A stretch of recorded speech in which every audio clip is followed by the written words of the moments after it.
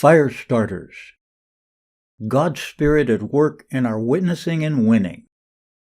We want God's Spirit to start fires all over the place. We need fires that are an undeniable and powerful witness. Fires that have a clear purpose in our witness. The goal in lighting fires is to let the light of Jesus' message and truth shine brightly, so that we can win the world for Jesus. We need many types of fires. Small fires, medium fires, big fires, even bonfires that attract and create warmth and light. We want lots of big fires that attract people to Jesus and His message. If it's a choice between having no fires, pitiful fires, or having big and brilliantly burning world-changing fires while risking some wildfire, then we'll have to take that risk. If we're so worried about potential wildfire, we'll end up in the Dark Ages, because we'll never light a match. We don't want to become walking fire extinguishers. Our job is not to prevent fires, but in fact to create them in the hearts of others. We're not firefighters, we're fire lighters. We want to set the world on fire for God. If we want to fulfill the great commission that Jesus gave us, to go ye into all the world and preach the gospel to every creature, then we need to ask the Lord to help us to realize how important the fire is in our witnessing and winning.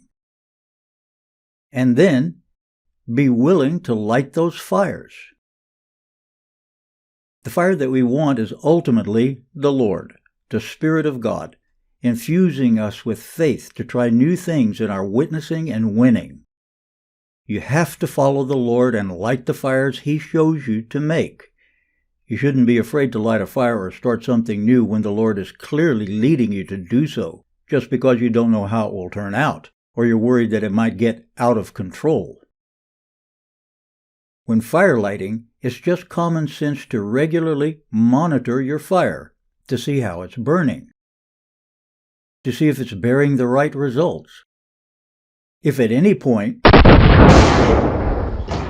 your fire seems to be having negative results, ask the Lord for counsel. Sometimes you'll have to douse a fire and ask the Lord about lighting a new fire, but that's not necessarily a negative. Remember, we want fire. If we're afraid of God's fire, we'll restrict the Holy Spirit. If we don't realize that the Spirit of God can move and work through anyone, then we will limit what God can do through us. We must ask ourselves, when the Spirit lights flames of new ideas, new methods, new fruit, will we be eager to nurture those flames? Will we add fuel so that they can continue to burn and to give light and warmth? Or will we be afraid or fearful? Ask yourself, are you allowing the Lord's Spirit to move freely and fully? Are you desiring the Spirit at all costs? We want to light fires that will bring the lost to the warmth and light of God's love. So light your fires of witness and truth, and burn free.